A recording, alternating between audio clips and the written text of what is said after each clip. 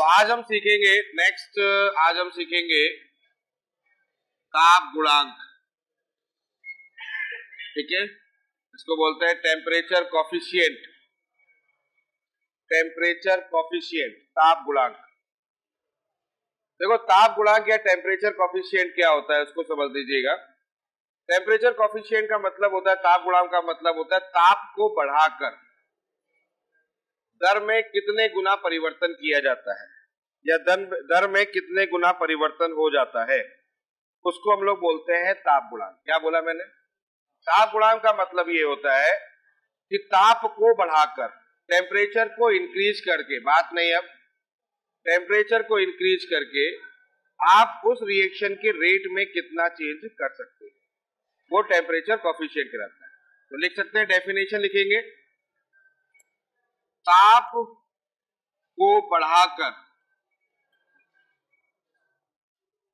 अभिक्रिया की दर में गुना परिवर्तन ताप गुणांक कहलाता है। ताप गुणांक कहलाता है।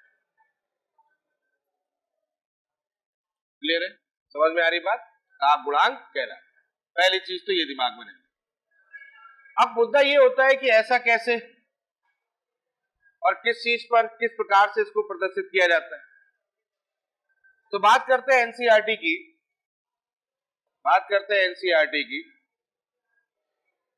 एनसीईआरटी में यह कहा गया कि अगर किसी भी अभिक्रिया का 10 डिग्री सेंटीग्रेड ताप बढ़ा दिया जाए, किसी भी अभिक्रिया का 10 डिग्री सेंटीग्रेड अगर ताप बढ़ा दिया जाए तो उसकी दर 2 गुना हो जाती है।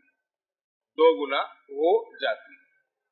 ये बात समझ में आ गई कि अगर आप 10 डिग्री टेम्परेचर इंक्रीज कर देंगे तो रेट उसका जो हो जाएगा वो डबल हो जाएगा। ये बात समझ में आ गई? जैसे वहां पर एग्जाम्पल लिखा गया कि 25 डिग्री सेंटीग्रेड से अगर हम 35 डिग्री सेंटीग्रेड कर दें तो कितना चेंज हुआ है? 10 डिग्री का चेंज हुआ है। और 10 डिग्री का अगर चेंज करेंगे तो जो रेट होगा वो डबल हो जाएगा। रेट जो होगा वो डबल हो जाएगा। क्लियर है? तो बेटा ये जो डबल हुआ है ना, यहां लिखा हुआ है गुना परिवर्तन, तो ये जो डबल हुआ है यही हमारा टेम्परेचर कॉफिशिएंट है, यानी कि ताप गुणांक है। ये बात समझ में आ गई है? तो कितना हुआ है, कितना गुना हुआ है, ये टेम्परेचर कॉफिशिएंट है। अब मैं आपको एक बात और बताता हूं कि ये तो बोलती है एनसीईआरटी, लेकिन अगर एक्चुअल में देखा जाए तो अभिक्रिया के लिए जो टेम्परेचर कॉफिशिएंट होता है वो 2 से 3 तक होता है। ये ध्यान रखिएगा। क्वेश्चन अगर आ जाए कहीं पर कि किसी अभिक्रिया के लिए टेम्परेचर कॉफिशिएंट कितना होता है, तो आप कह लेंगे 2 to 3। अब 2 भी हो सकता है, 2.2 भी हो सकता है, 2.5 भी हो सकता है, ठीक है, 2.7 भी हो सकता है, 7.5 भी हो सकता है, 3 तक हो सकता है अधिकतम। यानी कि प्रैक्टिकली ये देखा गया है कि अगर 10 डिग्री टेम्परेचर इंक्रीज करते हैं, अगर 10 डिग्री टेम्परेचर इंक्रीज करते हैं तो उस कंडीशन पर उसके 2 से 3 तक गुना परिवर्तन हो जाता है। आगे बात समझ में? तो यानी कि अगर बात कहीं पर आए तो टेम्परेचर कॉफिशिएंट क्या मानोगे आप? अगर क्वेश्चन कहीं आ जाएगा तो क्या बोलोगे? 2 से 3 के मध्य। ये ऑप्शन लगाना है आपको, 2 से 3 के मध्य। यहां तक समझ में आ गया? क्लियर हो गया? ठीक है। अब पॉइंट उठता है कि क्वेश्चन को कैसे हल किया जाएगा या इसको कैसे प्रदर्शित किया जाएगा। तो देखो, तो यहां पर मान लेते हैं आपके पास में एक T1 टेम्परेचर है, एक T2 टेम्परेचर है। इसके लिए रेट हो गया R1, इसके लिए रेट हो गया R2। समझ में आ गया? एक T1 टेम्परेचर है, एक T2 टेम्परेचर है। क्लियर है? और इस जगह पर रेट कितना हो गया?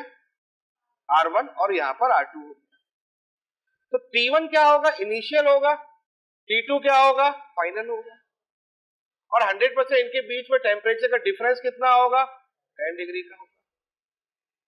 समझ में आ गया? तो आपको अगर रेट निकालना है तो आप ऐसे निकालोगे, R2 अपॉन R1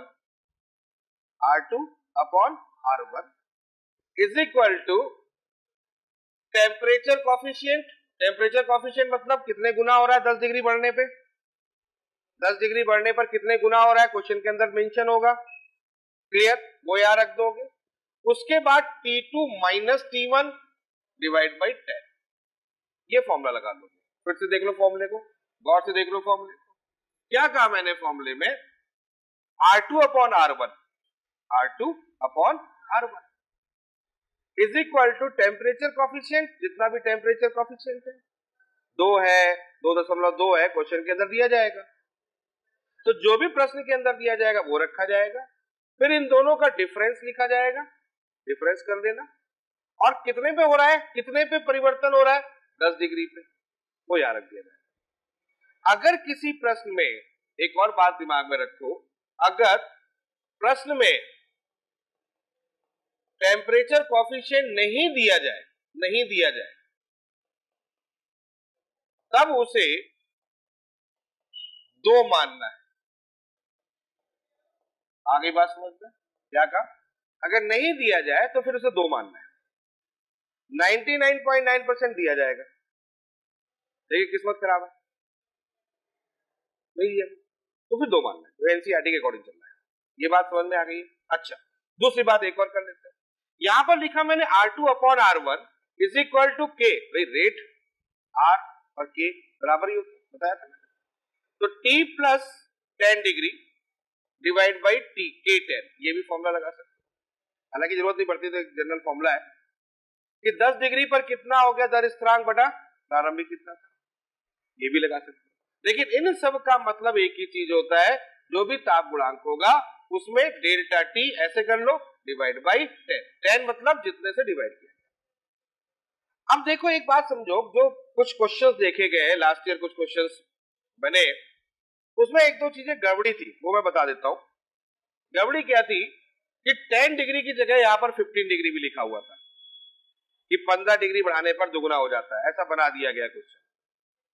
तो तुम्हें क्या ध्यान रखना है, तुम्हें 2 चीजें ध्यान रखनी है। नंबर 1 कि कितने टेम्परेचर बढ़ाने पर कितने गुना हो जाता है, तो कितना टेम्परेचर उसको नीचे डिवाइड करेंगे, सुनना मेरी बात को, कितना टेम्परेचर, अगर 10, वैसे जनरली 10 दिया जाता है, लेकिन नहीं दिया गया, कुछ क्वेश्चन ऐसे भी थे जहां 15 डिग्री 12 डिग्री भी लिया गया, तो तुम्हें 10 नहीं दिमाग में रखना है, तुम्हें ध्यान रखना है कितना टेम्परेचर बढ़ाया जाए वो नीचे डिवाइड करना है, डिवाइड में रखना है, और कितने गुना हो जाता है वो याद रखना है, या 2 तब रखना है जब कुछ नहीं दिया गया या दिया गया, लेकिन अगर 2.2 दिया गया है तो 2.2 यहां रखना है। समझ में आ रहा है, क्लियर हो रहा है पॉइंट, कोई डाउट यहां तक, तो चीजें समझ में आ रही है ना कि कैसे यहां पर ध्यान रखना है। चलो एक क्वेश्चन कर लेते हैं, फिर आपको पूरी बात समझ में आ जाएगी। जैसे कि मान लेते हैं मैंने लिखा 10 डिग्री टेम्परेचर होने पर यहां पर 2 गुना हो रहा है, क्या दर 2 गुना बढ़ रही है, 2 गुना वृद्धि हो रही है। तो क्वेश्चन आया कि भैया 45 डिग्री से अगर मैं इसको 75 डिग्री टेम्परेचर कर दूं, क्या कहा, 45 डिग्री से अगर मैं 75 डिग्री टेम्परेचर कर दूं तो बताओ दर कितने गुना होगी, दर कितने गुना होगी, दर कितने गुना होगी। बात समझ में आ गई बच्चों, ये क्वेश्चन पूछा गया है ना, सिंपल। क्या तरीका मैंने बताया, सिंपल सा तरीका है, सिंपल सा तरीका। क्या मैंने बताया, क्या करना है आपको, दर निकालना है बराबर टेम्परेचर कोफिशिएंट कितना है, तो आ गया समझ में, ये आ गया बच्चों। तो चेंज कितने का हो रहा है, 30 का, अरे दोनों को कर दो, 75 माइनस कितना हो गया 45, और यहां कितना लिखा हुआ है 10, आ गया समझ, सिंपल है कि नहीं। तो यहाँ कितना हो जाएगा 2, यहाँ कितना हो जाएगा 30 बटा कितना हो गया 10, इसका मतलब 2 की घात 3, 2 दूनी 4 दूनी 8, 8 गुना। बोलो आया समझ में, गलती तो नहीं हो जाएगी क्वेश्चंस की, सीधा सीधा क्वेश्चन है, फ्री का क्वेश्चन है, इसमें कोई ज्यादा मेहनत आपको करनी नहीं है। क्वेश्चन देखो, टेम्परेचर कोफिशिएंट देखो, और उस जगह पर इस क्वेश्चन को, कोई डाउट है? अच्छा, अब जरा पॉइंट एक और लेके आते हैं कि आखिर ये सारी बातें आई कहां से, कि 10 डिग्री टेम्परेचर इंक्रीज कर दिया गया तो दर 2 गुना हो जाएगी, ये बात कहीं ना कहीं से तो आई होगी ना, कोई ना कोई तो होगा जिसने इसको बताया था, बताया कौन था वो है, कौन था, है? इंसान था। हाँ, ये बहुत बड़ी बात थी, है ना। वो थे मैक्सवेल, ठीक है, मैक्सवेल। मैक्सवेल डिस्ट्रीब्यूशन कर्व एक पढ़ेंगे हम गैसेस स्टेट में। तो उन्होंने यहाँ थोड़ा सा कुछ बोल्टेजमैन और मैक्सवेल का एक मिली भगत थी, ठीक है, फालतू में बैठे हैं तो एक नई चीज निकाल दी उन्होंने, वही चीज अपने को पढ़नी पड़ रही है। हमारी आफत हो गई है ना, मेरी भी आफत है, फालतू पढ़ाना पड़ रहा है, लेकिन क्या करें, पढ़ाना पड़ेगा। इसको यहाँ भी पढ़ाना पड़ेगा, वहां भी पढ़ाना पड़ेगा, दोनों जगह पढ़ाना पड़ेगा, ठीक है। पर चलो कोई नहीं, कोई भी चीज होती है तो ज्ञान के लिए होती है, ज्ञान तो होना चाहिए। देखिए उन्होंने क्या किया था, एक ग्राफ लिया था, और वो ग्राफ जो था बेसिकली ऊर्जा, यहां पर ऊर्जा थी, ठीक है, जो अणुओं की ऊर्जा होती है। अणुओं की ऊर्जा 3 प्रकार की होती है, आगे हम सीखेंगे। अधिकतम प्रायिकता वेग, ठीक है, वेलोसिटी के बेस पर ऊर्जा डिस्कस की जाती है। चलो वेग के बारे में कर लेता हूँ, वेग से कर लेता हूँ, एनर्जी से कर लेता हूँ, कुछ भी कर लो, वेग से कर लेते हैं, स्पीड से कर लेते हैं, ठीक है। तो यहां पर स्पीड की बात थी, क्लियर है, क्लियर। और यहां पर उन्होंने delta N by N, delta N by N का मतलब यह हुआ कि वह अणु जो कि इफेक्टिव कॉलिजन करते हैं, प्रभावी संघट्य कर रहे होते हैं। भाई टोटल एन का मतलब क्या हो गया, एन का मतलब हो गया कुल अणुओं की संख्या, उसमें से मैंने सिखाया है आपको कि कुछ अणु जो होते हैं प्रभावी संघट्य कर रहे होते हैं, वो यहाँ पर। अब इससे उन्होंने एक ग्राफ बनाया था, वो ग्राफ कुछ यूं करके गया था, यूं करके ग्राफ आया था। उस ग्राफ में क्या था, बेसिकली उस ग्राफ में इस पीक पॉइंट को डिस्कस किया गया था, और इस पीक पॉइंट को जब डिस्कस करते हैं तो ये कंडीशन आई थी और ये कंडीशन आई थी, मतलब यहां पर जो अणु होंगे वो अधिकतम ऊर्जा, वैसे वो अधिकतम ऊर्जा क्या कह सकते हो, अधिकतम स्पीड वो प्रदर्शित करने वाले, यू मोस्ट यहां पर होता है। और यहां पर जो अणुओं की संख्या होती है वो अधिकतम होती है, और ये अणुओं की संख्या कौन सी होगी, ये अंश हो गया, कौन सा, जो प्रभावी टक्कर करते हैं। आगे बात समझ में, कॉलिजन कर रहे हैं तो प्रभावी जो टक्कर करने वाले हैं वो ये अणु, और ये स्पीड, क्लियर होगी। एनर्जी में आप एनर्जी से भी इसको रिलेट कर सकते हैं, तो ये यू मोस्ट होता है, सिखाएंगे आगे। फिलहाल ये यहां पर अधिकतम अणु जो थे वो अधिकतम अणु इस गति को प्रदर्शित कर रहे थे, यहां तक समझ में आ गया। इसी प्रकार से ऊर्जा को प्रदर्शित कर रहे थे। अब मान लेता हूं ये टेम्परेचर T1 था, अब हमने क्या किया, टेम्परेचर बढ़ा दिया। जब हम टेम्परेचर बढ़ाते हैं, टेम्परेचर जब हम बढ़ाते हैं तो उस जगह पर इसका जो ग्राफ था वो ग्राफ कुछ ऐसे गया, ठीक है, ये ग्राफ गया, उसका ग्राफ कुछ गया इस प्रकार से, क्लियर, बात समझ में आ गई, ये ग्राफ गया। अब जब ये ग्राफ गया तो इस ग्राफ को अगर गौर से देखा जाए तो अब अधिकतम अणुओं की संख्या को प्रदर्शित करने वाले, यानी कि यहां पर ये अधिकतम ऊर्जा हो गई, वो यू मोस्ट यहां हो गया। जब टेम्परेचर आपने T2 कर दिया, यानी T2 is greater than T1 कर दिया, समझ में। तो टेम्परेचर T2 से T1 आपने कर दिया, T2 कर दिया, T1 से बढ़ा दिया, तो उस जगह पर अब यहां पर प्रभावी अणुओं जो प्रभावी टक्कर होगी उनकी संख्या क्या हो जाएगी, कम हो जाएगी, क्योंकि अनियमितता बढ़ जाएगी। टेम्परेचर बढ़ाओगे तो अनियमितता बढ़ेगी और अनियमितता बढ़ेगी तो जो प्रभावी टक्कर करने वाले थे वो कम हो जाएंगे। यहां तो समझ में आ गया, क्लियर, यहां तक तो बात समझ में आ गई। अब आगे बात करते हैं, एक स्थिति ऐसी लेते हैं, इस स्थिति में यहां पर एक इस जगह पर एक जगह आगे आती है, फिलहाल तुम छोड़ो उसको, यहां से दिमाग में लगा लो, यहां पर अगर मैं एक लाइन खींच दूं, एक लाइन खींच दूं यहां पर, तो इस वाले कर्व और इस वाले कर्व का यहां क्षेत्रफल देखो, ये क्षेत्रफल क्या प्रदर्शित करता है, क्षेत्रफल प्रदर्शित करता है उन अणुओं के दर को, या उन अणु, कौन से अणु प्रभावी टक्कर दे रखे थे, कौन से अणु अभी ज्यादा अभिक्रिया कर रहे थे, उसको प्रदर्शित करता है।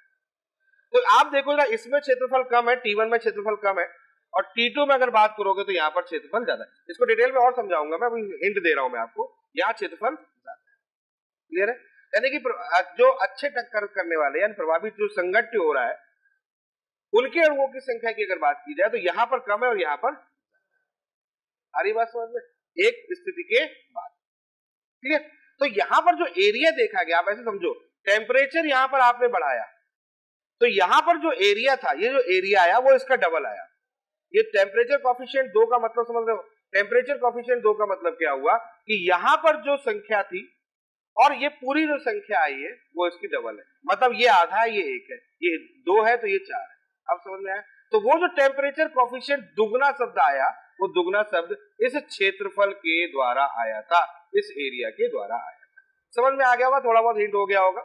आगे इसको बाकी डिटेल में मैं आगे वहां भी समझाऊंगा। इसमें ताप का परिवर्तन, अणुभार का परिवर्तन, गति का परिवर्तन, बहुत चीजें इसके बारे में जानने के लिए, वो अभी जरूरत नहीं है। तो मेरे दिमाग में केवल मैंने तुमको एक चीज समझाई है, वो समझ लो बस कि मैक्सवेल ने एक चीज को बताया था कि टेम्परेचर अगर बढ़ाते हैं तो क्षेत्रफल बढ़ता है, और क्षेत्रफल बढ़ता है तो क्षेत्रफल कितना बढ़ता है? दुगना बढ़ता है। तो जो टेम्परेचर कॉफिशिएंट शब्द जो आ रहा है ना, वो यहां से आता है। अब समझ में आ गया कि नहीं? क्लियर हो गया पॉइंट? कोई डाउट यहां तक? तो ये सारी चीजें वहां से निकल के आई। ठीक है, क्लियर है? चलो पहले नोट कर लो, फिर आगे बताता हूं, फिर क्वेश्चन करूंगा। तो क्वेश्चन देखो, यदि ताप 80 डिग्री सेंटीग्रेड बढ़ा दिया जाए तो सामान्यतः अभिक्रिया की दर कितने गुना बढ़ती है?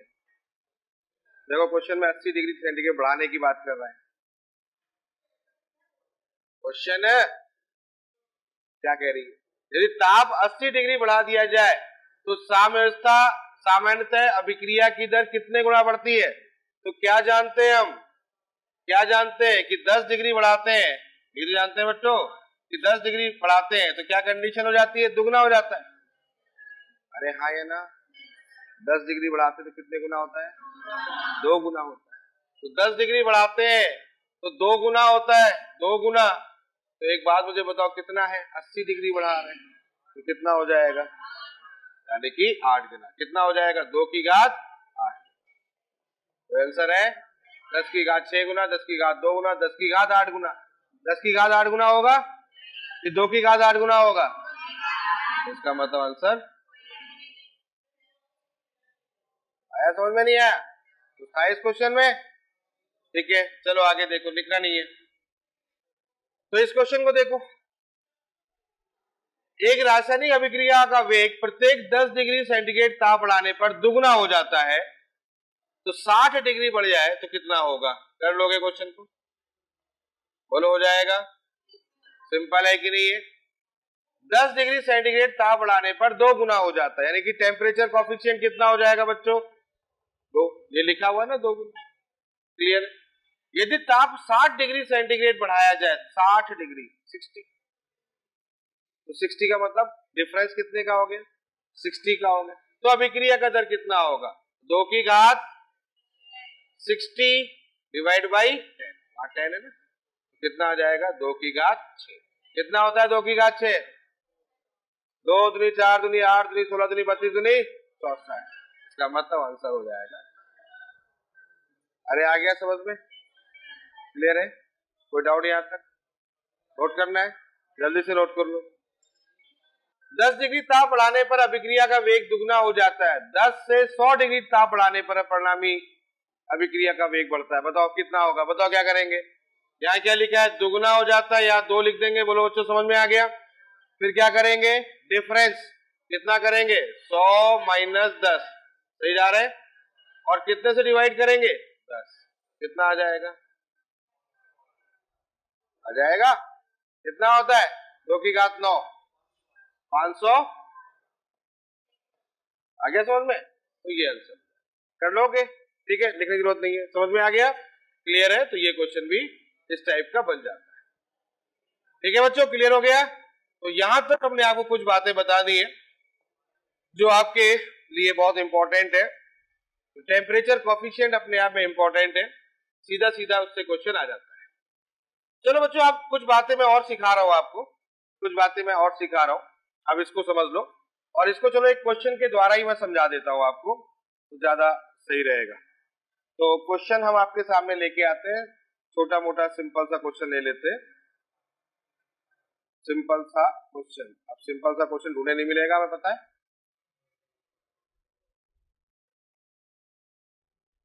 चलो इसी क्वेश्चन को ले लेते हैं। ठीक है, देखो बहुत अच्छे तरीके से ये क्वेश्चन को समझिएगा, क्योंकि ये क्वेश्चन सीधा सीधा आपका फ्री का क्वेश्चन है। मतलब फ्री का समझ रहे हो? थोड़ी सी मेहनत करोगे और क्वेश्चन सॉल्व हो जाएगा। समझो इस क्वेश्चन में क्या है। आपको क्या रखा होगा, सबसे पहले एक अभिक्रिया दे रखी होगी। सुनिएगा क्वेश्चन की थीम सुनिएगा। सबसे पहले आपको एक अभिक्रिया दे रखी होगी। यहां पर देखो एक अभिक्रिया दी हुई है, ठीक है, क्या दिया हुआ है, एक अभिक्रिया आपको दे रखी है। पहली चीज तो ये समझ लो, ठीक है। अब उस अभिक्रिया के साथ आपको क्या क्या चीजें दे रखी है वो भी समझ लो। आप उस अभिक्रिया के साथ आपको पद दे रखे होंगे, जैसे कि यहां पर आपके सामने 3 पद दिए हुए हैं, तीव्र, तीव्र, धीमा। समझ में आ गया। और आपसे पूछा गया है कि बताओ अभिक्रिया की कोटि क्या होगी। अभिक्रिया की कोटि क्या होगी, सुनिएगा, बड़े आराम से समझिएगा इस क्वेश्चन को। सबसे पहले आपको क्या दे रखा होगा, सबसे पहले आपको एक अभिक्रिया दे रखी होगी पूरी, फिर उस अभिक्रिया के दे रखे होंगे कुछ पद, ठीक है, कुछ पद दिए होंगे। उन पदों में कुछ होंगे तीव्र और कुछ होंगे धीमे। ये बात समझ में आ गई, यहां तक पहुंच गए।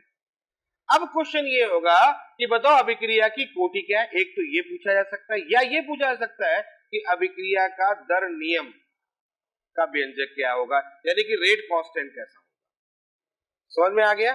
चलो अब मैं आपको पूरी बात समझा रहा हूं। देखो, सबसे पहले रिएक्शन को एक तरफ से मन से देख लो, मन की आंखों से, COCl2 COCl2, ठीक है, देख लिया, तसल्ली हो गई, ठीक। अब क्या देखो यहां पर, पहला पद, दूसरा पद, तीसरा पद। सबसे पहले जो धीमा पद है उसको देखो, क्योंकि धीमा पद जो होता है वही दर निर्धारण पद होता है। आ गई बात समझ में। जैसा जैसा मैं बोल रहा हूं वैसे ही क्वेश्चन को हल करना है, जैसा जैसा मैं बोल रहा हूं वैसे ही क्वेश्चन को हल करना है। तो सबसे पहले हम बात करेंगे दर निर्धारण पद में, और जब दर निर्धारण पद की बात चलती है तो फिर हम दर व्यंजक लिख देते हैं, यानी कि रेट लिखते हैं। और रेट कैसे लिखेंगे, रेट इक्वल टू के, फिर यहां लिखेंगे COCl, फिर यहां लिखेंगे Cl2। बोलो बच्चों, ये समझ में आया कि नहीं आया। ठीक है, पहला काम हमने ये कर दिया। क्या करना है, सबसे पहले धीमा पद देखना है, और उस धीमे पद से हमें क्या करना होगा, एक दर निर्धारण पद के द्वारा एक दर व्यंजक लिख देना होगा, यानी कि रेट लिख देना होगा, एक समीकरण लिख देना होगा। अब आप उस समीकरण को देखो जो आपने लिखी है, और फिर आप देखो जो मेन रिएक्शन है उसको देखो। उन दोनों में कुछ ना कुछ अंतर होगा, कुछ ना कुछ ऐसा होगा जो उसमें नहीं होगा, मतलब जो इसमें है उसमें नहीं होगा। चेक करो, देखो आपको मिल गया है COCl, बहुत बढ़िया। क्या मिल गया आपको, COCl, यानी कि रिएक्शन में नहीं। अब तुम्हारा अगला टास्क ये होगा कि जो रिएक्शन में नहीं है उसको हटाना है आपको।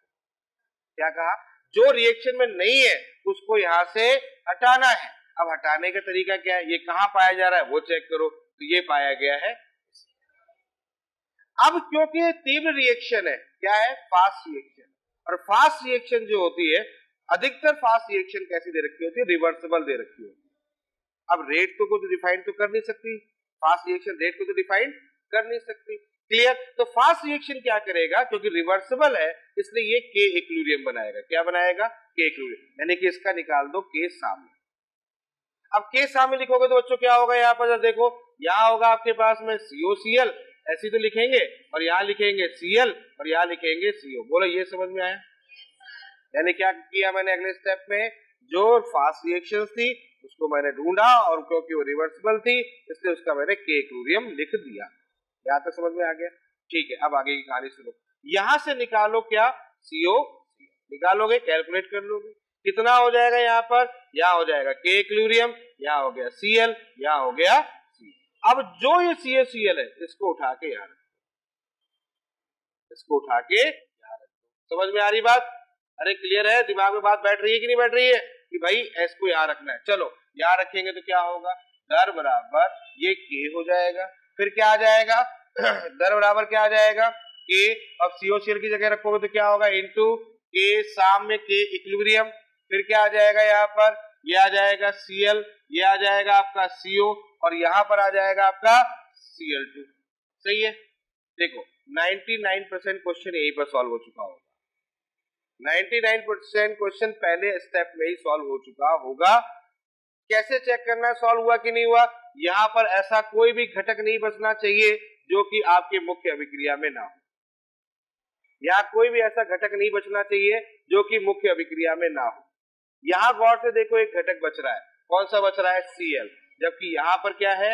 Cl नहीं है। समझ में आया कि नहीं है? इसका मतलब ये अगले स्टेप में जाएगा। 99% क्वेश्चन यही सॉल्व हो चुका होगा। समझ में आ गया? 99% क्वेश्चन यहाँ सॉल्व हो चुका होगा, लेकिन क्योंकि यहाँ नहीं हो रहा है तो अब इसको मतलब अगले स्टेप में लेके जाना पड़ेगा। अब जो काम आपने COCl के लिए किया था वही काम अब किसके लिए करना पड़ेगा? Cl के लिए करना पड़ेगा। अब Cl के लिए सोचना स्टार्ट करेंगे तो Cl को कैसे करेंगे? तो उसके लिए हमारे पास फिर एक रिएक्शन है, आया ना? क्लियर है? तो यानी कि अब इस जगह पर क्या करोगे? यहाँ लिखोगे K इक्विलिब्रियम, लिख दोगे K इक्विलिब्रियम, समझ रहे हो? और कैसे लिखोगे यहाँ पर बच्चों? Cl का क्या लिख दोगे? स्क्वायर डिवाइड बाई क्या लिखोगे? Cl2। अब यहाँ से क्या करोगे बच्चों? Cl निकाल लोगे Cl स्क्वायर इक्वल टू कितना हो गया? K इक्विलिब्रियम इनटू कितना हो जाएगा? Cl। ये समझ में क्लियर है? इसको और आगे ले ले तो यहाँ क्या हो जाएगा? इस Cl की वैल्यू कितनी आ जाएगी? अंडर रूट K इक्विलिब्रियम, बोलो हाँ या ना? इनटू कितना हो जाएगा? Cl2 की पावर 1/2। अब क्या करोगे? इस Cl को उठा के आना। सबको समझ में आ रहा है कि नहीं आ रहा है? कैसे करना है? क्लियर हो रहा है कि नहीं हो रहा है? इसको उठा के वहां रख दो। अब जब इसको उठा के वहां सॉल्व करोगे, अब बताओ क्या आएगा? दर K into K equilibrium into under root K equilibrium. बेटा ये साम का गुणनफल साम स्थिरांक ही होगा। साम स्थिरांक का गुणनफल साम स्थिरांक होगा, तो सबका मान K कर देना, फुल K कर दो, K डैश कर दो, उससे कोई फर्क नहीं पड़ेगा। अब क्या बचा वहां पर? देखो अब क्या बचा है यहाँ पर? Cl2 कितना आ जाएगा बच्चों? 1/2 आ गया। यहाँ Cl की जगह पर अपन ने कर ही दिया, यहाँ CO आ गया और एक Cl2 ऑलरेडी पहले से है। ये Cl2 पहले से है, ये Cl2 1/2, ये CO हो गया। अब एक काम करो, सबको जोड़ दो हमें, क्योंकि हमें क्या निकालना है? कोटि निकालनी है। 1/2 प्लस 1 प्लस 1 बराबर कितना हो जाएगा? Answer is 3/। सही जा रहे कि नहीं जा रहे? क्लियर हुआ कि नहीं हुआ? अब देखो आंसर हमारा कौन सा हो गया? 1.5, यानी कि हमारा थर्ड ऑप्शन। बोलो कोई डाउट यहां तक? क्या? अरे अरे 2.5, सॉरी 2.5। अरे भाई ठीक है, कभी कभी हो जाती गलती। क्लियर है? तो यहाँ पर कितना आ जाएगा? 5/2। अरे यही तो करना था, हो गया गलती, 5/2। ठीक है, तो यहाँ आ गया आपके पास 5/2, आंसर हो जाएगा 2। बोलो कॉन्सेप्ट समझ में आ गया? क्या समझे? पहले अभिक्रिया को देखना है, देख लिया। फिर उनके पदों को देखना है, देख लिया। फिर जो पद में जो धीमा पद है उसका क्या लिखना है? दर व्यंजक लिखना है, लिख लिया। फिर उसमें ढूंढना है कि कौन सी चीज यहाँ पर ऐसी है जो ऊपर नहीं है, वहां से सामने लेके आना है। क्लियर? हमेशा सामने कहां से मिलता है? अधिकतर फास्ट रिएक्शन से ही मिलेगा। कभी कभी घपला क्या कर देते हैं कि भाई उस जगह पर वो क्या करते हैं? रिवर्सिबल रिएक्शन नहीं लगाते। अगर कहीं पर आपको रिवर्सिबल रिएक्शन नहीं है ना, तो आप उसको रिवर्सिबल रिएक्शन मान सकते हो। एक चीज मैं फिर से बता दे रहा हूँ, अगर कहीं पर रिवर्सिबल रिएक्शन नहीं है तो आप रिवर्सिबल रिएक्शन मान सकते हैं, ऐसा कुछ भी नहीं है। क्लियर है? समझ में आ गया? क्लियर हो गया? कोई डाउट यहाँ तक? चलो अगला क्वेश्चन भी दिखाता हूं मैं आपको। देखिए अगला क्वेश्चन, नेक्स्ट क्वेश्चन, ये क्वेश्चन आपके सामने है। ठीक है, ये क्वेश्चन है, एक अभिक्रिया A2 प्लस B2 2AB है जिसकी क्रिया विधि निम्न प्रकार है। A2 से क्या हो गया? तीव्र, ये क्या हो गया? धीमा, ये हो गया तीव्र, ये हो गया तीव्र। ठीक है बच्चों, और पूछा गया है कि बताओ कोटि क्या होगी। चलो जरा एक बार ट्राई करो इसको, एक बार ट्राई करो, जल्दी से ट्राई करो, जो मैंने कहा उसको दिमाग में लगाओ। कितना आंसर आया? 3/2। चलो मैं भी दिखा रहा हूं कैसे सॉल्व करना है इसको। क्या होगा? धीमा पद लेना पड़ेगा मुझे, यही है हमारे पास में। तो क्या लिखोगे बच्चों? दर बराबर के, या क्या लिखोगे? ए, और यहाँ क्या लिखोगे? B2। अरे समझ में आया? यहां तक क्लियर हो गया? अब देखो ऊपर रिएक्शन में क्या नहीं है? ए नहीं है, यानी इसका मतलब ए को मुझे हटाना है। ए को हटाने का देखो ऊपर वाला स्टेप उठा लू मैं। ऊपर वाला स्टेप क्या करता है? के साम इक्वल टू यहाँ पर आ गया A²/A2। देखो प्रैक्टिस करो, हो जाएगा, ऐसा कुछ नहीं कि नहीं बनेगा। क्लियर है? तो यानी कि यहाँ पर कितना आ जाएगा आपके पास में? A² equal to K equilibrium into A2। बोलो आ गया? यानी A इक्वल टू कितना आ जाएगा? A इक्वल टू आ जाएगा K इक्विलिब्रियम 1/2, और यहाँ पर आ जाएगा A2 की पावर 1/2। बोलो आ गया समझ में? ये चीज क्लियर हुई कि नहीं हुई है? और जब ये चीज क्लियर हो गई है तब उसको उठा के यहाँ रख दो, तो यहाँ कितना हो जाएगा, दर बराबर के इंटू कितना आ जाएगा, के इक्विलिब्रियम। बोलो हो जाएगा की पावर कितना होगा बच्चों, 1/2, और यहाँ कितना हो जाएगा, ये हो जाएगा a2 की पावर कितना हो गया, 1/2 इंटू कितना हो गया, b2। अब जरा मुझे बताओ बताओ बताओ क्या होगा, यही तो है कोटि, 1 + 1/2 इक्वल टू कितना हो जाएगा बच्चों? आ गया समझ में? कितनों ने अटेंड कर लिया था, कितनों ने सॉल्व कर लिया था? अब समझ में आया? अब क्लियर हो गया? चलो और क्वेश्चन दिखाता हूँ आपको, और दिखाता हूँ। चलो एक और देख लो, ये ले लो। चलो चलो ट्राई करो इस,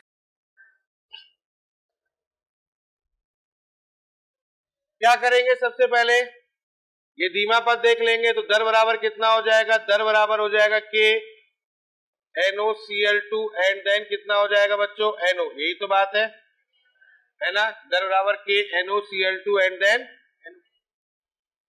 अरे समझ में आ गया? अब वहां क्या है जो यहाँ नहीं है, देखो NoCl2 है। अब एक काम कर लेंगे, के साम ले लें यहाँ से, और के साम इक्वल टू कितना होगा, प्रोडक्ट डिवाइड बाई रिएक्टेंट। तो यहाँ कितना होगा, NoCl2 डिवाइड बाई कितना होगा, NO एंड देन कितना हो जाएगा, Cl2। तो यहाँ पर NoCl2 इक्वल टू कितना हो जाएगा, के इक्विलिब्रियम हो गया, यहाँ हो जाएगा NO और ये कितना हो जाएगा, Cl2। बोलो आ गया समझ में? उठा के यहाँ रख दो। तो अब बताओ यहाँ से यहाँ की कंडीशन क्या हो जाएगी, तो ये जाएगा दर इक्वल टू के इंटू कितना हो जाएगा, के इक्विलिब्रियम, और NoCl2 है तो NoCl2 की जगह आ जाएगा NO। क्लियर है? फिर यहाँ कितना हो जाएगा, Cl2, और फिर क्या हो जाएगा, NO। तो फाइनली यहाँ पर कितना हो जाएगा, NO का होल स्क्वायर हो जाएगा ना, यहाँ होगा NO का whole square and then Cl2। ये के हो गया। बोलो कोई डाउट यहाँ तक? आ गया समझ में? तो NO का होल स्क्वायर इंटू Cl2, कौन सा ऑप्शन सही है? बहुत बढ़िया, अब समझ में आ गया? अब तो आ गया, दिमाग में बात बैठ गई। चलो एक और क्वेश्चन करते हैं फिर इसी बात पर, देखो अगर है कि नहीं है। ये वाला क्वेश्चन भी ट्राई करते हैं, अच्छा क्वेश्चन ट्राई करो, फटाफट सॉल्व करो क्वेश्चन।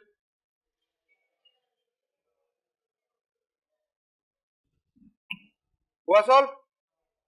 कर लिया? चलो देखो, यहां पर ये फास्ट है, ये स्लो है, तो सबसे पहले हमें तो क्या करना है, हमें क्या निकालना, हमें निकालना वेग स्थिरांक, यानी कि इसका मतलब के का मान निकालना है। तो यानी कि पूरा व्यंजक तो हमें निकालना ही पड़ेगा ना। तो यानी कि अगर हम यहाँ पर सॉल्व करते हैं तो यहाँ रेट इक्वल टू कितना होता है, रेट इक्वल टू यहाँ होगा K2 और यहाँ होगा आपका N2O2 इंटू O2। ये बात समझ में आ रही? Rate equal to K2 N2O2 into, ये समझ में आ गया? ठीक है, अब आते हैं इस पर, ये क्या है, फास्ट स्टेप है। अब इक्विलिब्रियम लेना पड़ेगा। याद करो मैंने तुमको एक चीज सिखाई थी, K equilibrium equal to KF upon KB, याद आया कि नहीं है? Forward divide by backward equilibrium में सिखाया था, याद है?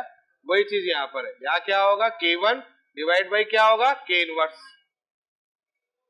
क्लियर है? ऐसे लिखा हुआ है, ये हो जाए K1 अपॉन K इनवर्स, यानी क्या होगा, प्रोडक्ट डिवाइड बाई रिएक्टेंट। तो प्रोडक्ट क्या है बच्चों यहाँ पर, N2O2 है ना, और रिएक्टेंट क्या है यहाँ पर, NO का होल स्क्वायर।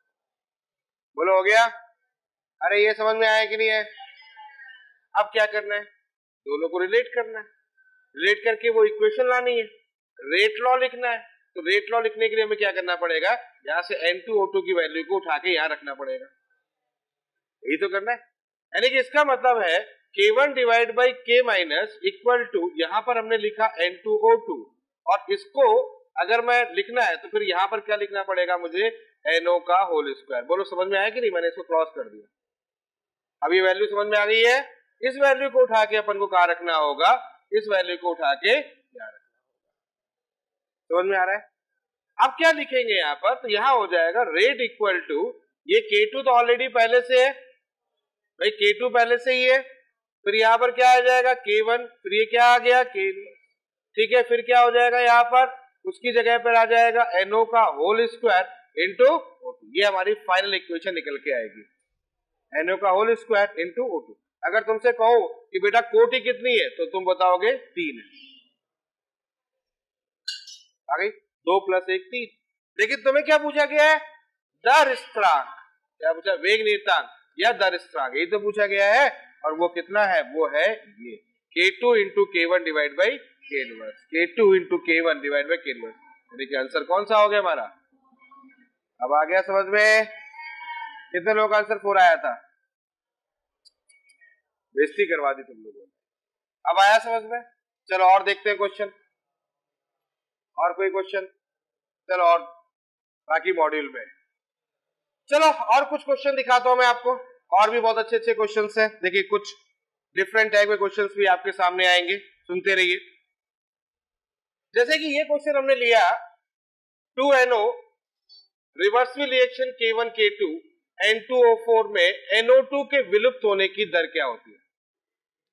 पहले एक काम करते हैं, एक चीज पहले मैं सिखा देता हूं, इस क्वेश्चन को बाद में सिखाता हूं, पहले एक चीज सिखा लेता हूं। अगर मान लेते हैं आपके पास में A रिवर्सिबल रिएक्शन B है, और इन दोनों को अगर मुझे दर के बारे में लिखना है, अभी तक हम ये पढ़ रहे थे कि A से B अगर हमारे पास में है, सुनना, तो हम कैसे लिख रहे थे, अभिक्रिया की दर कैसे लिख रहे थे, D upon dt of A is equal to D upon dt of B। आया ना बच्चों, यही तो लिख रहे थे, है ना, रेट ऑफ द रिएक्शन ऐसे लिख रहे थे। लेकिन अगर इसको रिवर्सिबल के फॉर्म में लिखना है तो कैसे लिखना होगा बेटा, रिवर्सिबल के फॉर्म में वैसे ही लिखना है जैसे वैसे लिखा हुआ है, यहां भी वही लिखेंगे, D upon dt of A is equal to D upon dt of B, लेकिन बस चेंज जो करेंगे, यहां माइनस था, यहां माइनस नहीं आएगा। क्यों, क्योंकि यहां से ये एक तरफ की है अभिक्रिया है, इसकी सांद्रता खत्म हो रही थी, प्रवणता इसका ऋणात्मकता, याद आया कि नहीं है, इधर से इधर की ओर चल रहा था, जबकि किधर चल रहे हैं, दोनों तरफ। अब समझ में आया कि नहीं। तो अगर रिवर्सिबल रिएक्शन हो गया और उस कंडीशन में अभिक्रिया की दर अगर लिखनी है, तो फिर आपको कैसे लिखना होगा, इस प्रकार लिखना होगा, ऋणात्मक नहीं होगा। जैसे एग्जांपल ले लेता हूं मैं लेता हूं 2A3B, ये ले लिया मैंने। अब मैंने कहा कि बताइए इसके लिए अभिक्रिया की दर लिखिए, रेट ऑफ द रिएक्शन लिखिए, तो ये माइनस नहीं लिखना है, माइनस, अच्छा सॉरी, माइनस नहीं लिखना है, कितना होगा 1/2 D अपॉन dt। माइनस कब लिखना है, जब एक तरफ चल रही हो, ठीक है। A इज इक्वल टू कितना होगा 1/3 D upon dt of B। बोलो बच्चों समझ में आ गया। तो यानी कि अगर मैं कहूं D upon dt of A calculate करो, तो आप क्या करोगे, 2/3 क्या हो जाएगा D upon dt of B। Simple है कि नहीं है, पहली बात समझ में आ गई है। चलो पहले इसी से रिलेटेड एक क्वेश्चन है मेरे पास में, पहले उसको सॉल्व करेंगे, फिर आगे की कहानी बताता हूं। ये रहा क्वेश्चन, देख लो आप क्या क्वेश्चन है। 2A से B है, एक की तरफ देखते ही बता दिया खतरनाक तरीके से। क्या होगा, 2A से रिवर्सिबल रिएक्शन कितना हो गया, B हो गया, सबको समझ में आ गया।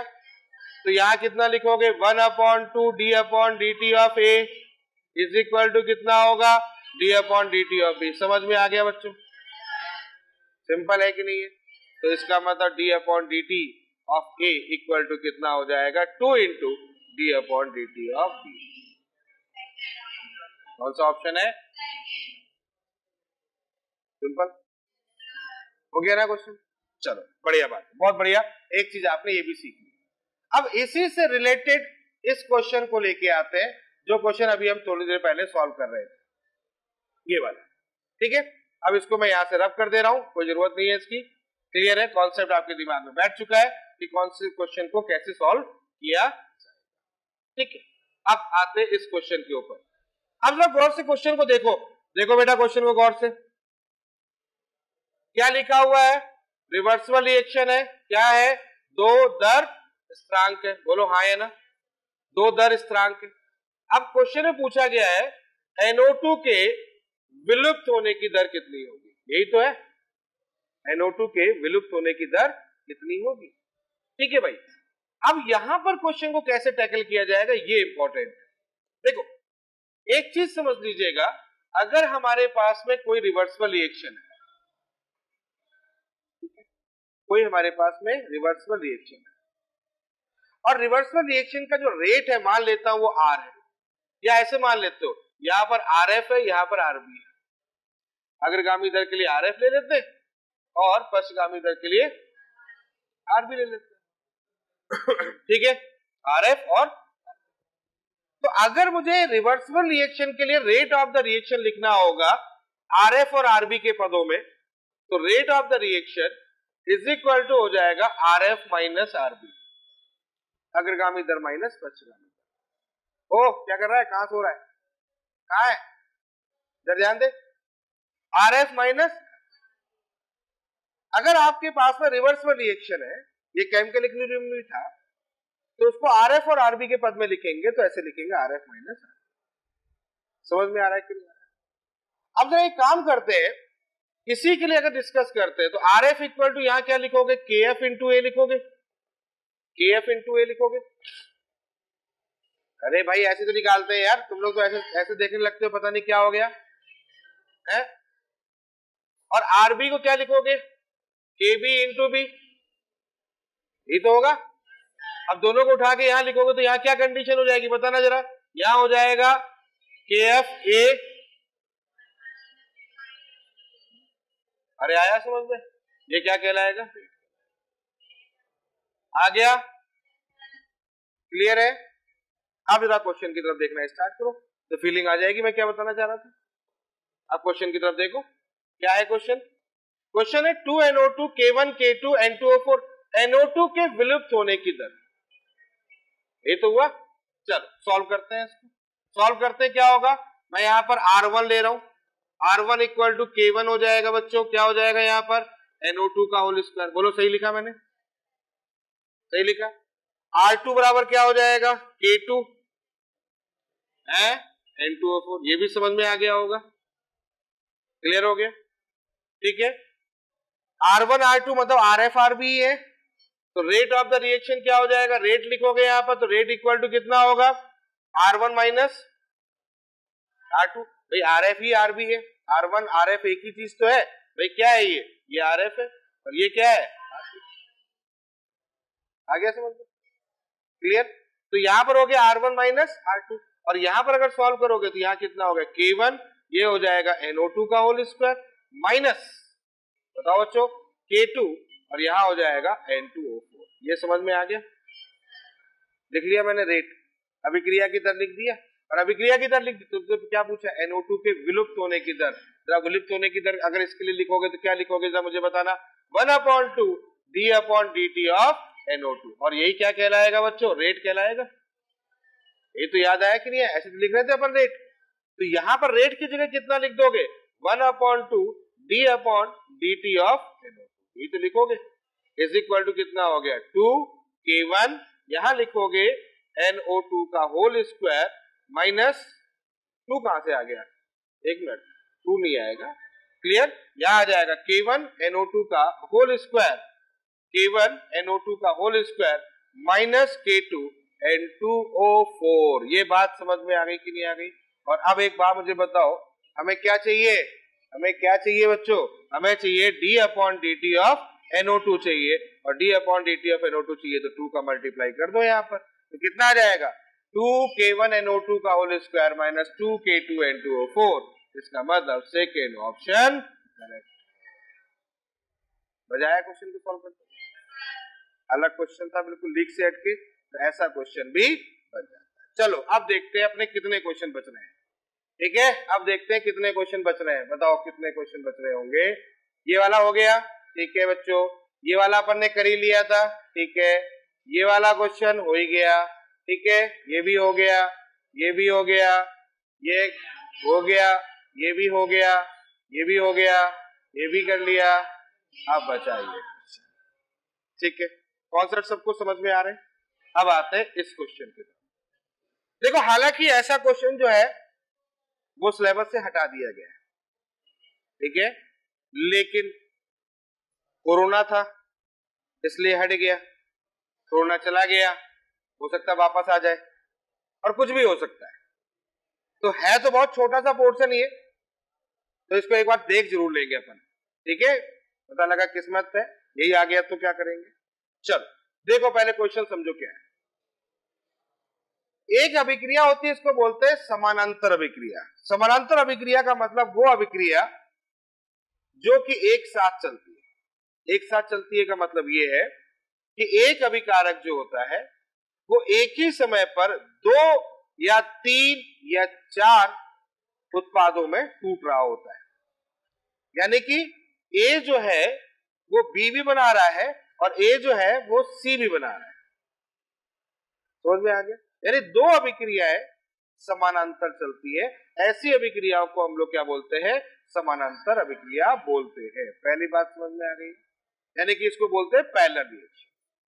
अब सुनना मेरी बात को कि पैरेलल रिएक्शन में बेसिकली पूछा क्या जाता है।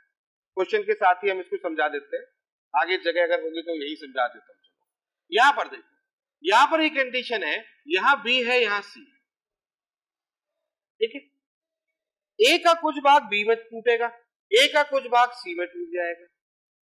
तुमसे क्वेश्चन जो पूछा जाएगा वो ये पूछा जाएगा कि बताओ बी कितना प्रतिशत प्राप्त हुआ, सी कितना प्रतिशत प्राप्त हुआ। ये क्वेश्चन आएगा, ठीक है। आएगा तो बहुत कुछ इसमें होता है, लेकिन ये क्वेश्चन आता है, बस ये मान के चलो ये हो सकता है, ठीक है। चलो देखो क्या क्या होता है। सबसे पहले क्वेश्चन के अंदर आपको दो अलग अलग दर स्थिरांक दिए होंगे, इसका दर स्थिरांक अलग होगा, इसका दर स्थिरांक अलग होगा। दो रिएक्शन अलग अलग चल रहे, तो दो रेट कांस्टेंट होंगे ही होंगे कि नहीं होंगे। और अगर मैं आपसे पूछूं कि कंप्लीट कितना होगा, तो आप K इक्वल टू बोलोगे K1 प्लस K2, यानी कुल दर स्थिरांक कितना हो जाएगा? दोनों का योग हो जाएगा, क्योंकि दोनों ही रिएक्शन पैरेलल चल रही है। फिलहाल समझ में आ गया? ठीक है, आगे चलते हैं। अब तुमसे पूछा गया कि इस B का परसेंटेज कितना होगा, C का परसेंटेज कितना होगा, तो मैं आपको एक यहीं पर कंप्लीट कर दे रहा हूं। मोल फ्रैक्शन याद है कि नहीं है? मोल फ्रैक्शन में अपन क्या करें, तो उसके मोल डिवाइड बाई टोटल मोल, बस ऐसे ही कुछ यहां पर करना है। क्या करना है? उसके rate constant divide by total K1 plus K2 multiply by, खत्म खत्म। समझ में आया कि नहीं? सीख ले लो, क्या होगा? K2 divide by K1 plus K2, ये भी खत्म। तो B और C की बात करें, B बाई C पूछ ले तो क्या होगा? ये भी खत्म। बस इतना दिमाग में रखना है, हो गया, बहुत है, इसके अलावा कुछ नहीं, इतना ही काफी। अगर इतना दिमाग में आ गया तो ये रहा क्वेश्चन। चलो बताओ क्या होगा, बताओ जल्दी से, कॉपी पेन निकालो, बताओ आंसर, बताओ जल्दी बताओ आंसर क्या आएगा। होशियार बच्चे हो तुम लोग, बताओ। ए से बी, ए से सी, दोनों में वैल्यू दे रखी है। ये क्या हो गया? K1, ये क्या हो गया? बताओ कितना होगा? बी व सी की प्रतिशत मात्रा कितनी है? तो परसेंटेज ऑफ बी लिखेंगे, बी की प्रतिशत मात्रा, तो यहां कितनी हो जाएगी? यहां हो जाएगी 1.26 into 10 to power minus 4 divide by 1.26 into 10 to power minus 4 plus 3.8 into 10 to power minus. अरे आ गया? कितना हो जाएगा? पक्का ना? विश्वास कर लूं? मैं कैलकुलेट नहीं कर रहा, सॉल्व नहीं किया होगा, लेकिन दूसरा ही बोलेगा। बता भाई, सॉल्व करके बता दो यार। अच्छा, गुणा भाग नहीं आता मतलब? सेकेंड आ रहा है? पक्का ना? तो ये ध्यान रखना, ये आपका क्वेश्चन, ठीक है भाई। तो ये रहा आपका चैप्टर केमिकल काइनेटिक्स, पूरी तरीके से हो गया खत्म, ठीक है। सारी चीज, अरे हाँ भाई, एक चीज तो बताना ही भूल गया मैं भाई। हाँ हाँ, रुको रुको रुको रुको, ये तो मैं बताना ही भूल गया। हाँ ये चीज, चलो चलो चलो चलो चलो, अच्छा याद दिलाया। चलो नेक्स्ट एक और हम चीज सीख ही लेते हैं, उसको बोलते हैं unit of rate of reaction and rate constant. ये नहीं बताया मैंने क्या? ये कैसे छूट गया भाई? चलो चलो नेक्स्ट, लास्ट छोटा सा पॉइंट है, ये पहले बीच में होना चाहिए था, बट कोई ना। Unit of rate of reaction and rate constant, मतलब अभिक्रिया की दर का मात्रक बताना है और साथ में दर स्थिरांक का बताना है। चलो देखो, सबसे पहली बात दर की बात करते हैं। दर बराबर क्या होता है? Delta C upon delta T, आया ना? Delta C upon delta T. एक मिनट में देख लो सब लोग, बस यहीं पे कंप्लीट कर देंगे। दर बराबर होता है delta C upon delta T. Delta C का मान क्या होता है, डेल्टा सी मोल पर लीटर, यानी कि हो जाएगा मोल या पर लीटर, लीटर नीचे ले लो, और टाइम का क्या होता है सेकेंड, ये हो जाएगा। तो यहां हो जाएगा यूनिट होगी mole litre inverse second inverse. अब समझ में आ गया, mole litre inverse second inverse. बच्चों ये तो हो गया किसका, रेट का, दर का, ठीक है। मोल ये फिक्स्ड है, mole litre inverse second inverse ये फिक्स्ड है, फिक्स समझ रहे हो ना, कि मतलब ये किसी भी अभिक्रिया, किसी प्रकार की अभिक्रिया हो उसके लिए रेट यही होगा। अब बात करते हैं रेट कांस्टेंट की। तो रेट कांस्टेंट की सुन लो, एक बार मुझे बताओ, दर बराबर क्या होता है, k इंटू ए की घात n, ये तो होता है, और n क्या होता है, कोटि, ये क्या होता है, n कोटि होती है। समझ में आ गई बात। तो मुझे क्या निकालना है, किसका मात्रक निकालना है, k का निकालना है। अब एक काम करो, दर का मात्रक यहाँ रख दो, दर का मात्रक यहाँ रख दो, तो कितना हो जाएगा, यहाँ पर मोल हो जाएगा, समझ रहे हो, यहाँ कितना होगा लीटर इनवर्स, यहाँ कितना हो जाएगा सेकेंड इनवर्स इक्वल टू के, और इसके लिए क्या होगा, सांता है ना, ये तो सांता है, यहाँ कितना होगा मोल पर लीटर, अरे होगा कि नहीं होगा, और इसकी पावर कितनी होगी, तो यहां पर हो जाएगा आपके पास में मोल, यहां हो गया लीटर इनवर्स, यहां हो गया सेकेंड इनवर्स इक्वल टू के हो गया, यहां कितना हो गया मोल, यहां हो गया एन हो जाएगा, और लीटर कितना हो जाएगा बच्चों माइनस। सही है, यहां तक समझ में आ गया, ठीक है, कोई डाउट नहीं आपको। अब चलो आगे देखते हैं। तो भाई के का मात्रक निकालना है अपने को, तो के बराबर क्या हो जाएगा, यहां चला जाएगा, ये कितना हो जाएगा मोल, यहां आ जाएगा litre inverse second inverse divide by कितना हो जाएगा यहाँ पर मोल एन, यहां होगा लीटर। अब ले जाओ ऊपर, अब ले जाओ ऊपर इसको, तो यहां कितना होगा मोल 1 माइनस एन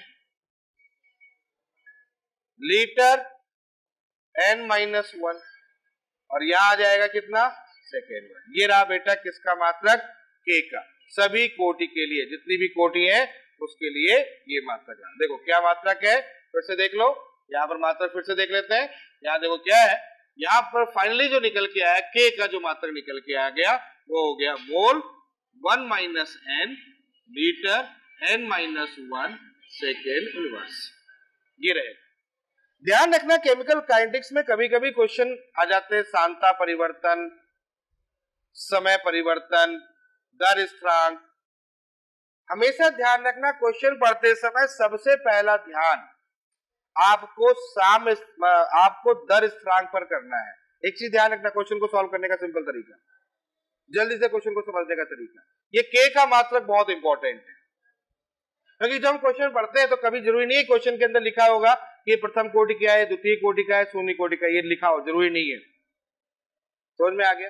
सबसे पहला काम जब भी क्वेश्चन पढ़ो, सबसे पहला काम क्या करना है, उस जगह पर के मात्रक पर फोकस करना, और जैसे ही तुम्हें पता चल जाएगा के का मात्रक ये होता है, बस उसी के अनुसार उसका सूत्र, अगर शून्य कोटि का है तो शून्य कोटि का सूत्र लगा दो, प्रथम कोटि का है तो प्रथम कोटि का, द्वितीय कोटि का तो द्वितीय कोटि का लगा दो। आ गया समझ में, क्लियर है, इस बात को ध्यान रखना। जैसे अगर मैं बात करता हूं कि n इक्वल टू 0 अगर है तो क्या होगा बताओ, यहां हो जाएगा मोल हो जाएगा, यहां होगा लीटर माइनस 1, यहां होगा सेकेंड। n इक्वल टू 1 करोगे बेटा क्या होगा सेकेंड वर्स। समझ में आ गया। के का मात्रक तुरंत पकड़ लेना कि के का मात्रक परिवर्तित होता है, के का मात्रक परिवर्तित होता है। n बराबर 2 कर लोगे तो कितना हो जाएगा मोल इनवर्स, कितना हो जाएगा लीटर लीटर सेकेंड इनवर्स। अगर मैं कहता हूं n इक्वल टू 3 हो गया तो कितना हो जाएगा मोल, यहां कितना हो जाएगा माइनस 2 हो जाएगा, लीटर कितना हो गया स्क्वायर सेकेंड। आ गया समझ में। तो ये चीज ध्यान रखना, जैसे ही के देखो पहले क्वेश्चन पढ़ो, के का मात्रक देखो और के मात्रक में इस तरीके से क्वेश्चन को हल करो। कंप्लीट, अब कुछ छूटा नहीं ना, कंप्लीट हो गया सब कुछ, ये आपका चैप्टर कंप्लीट।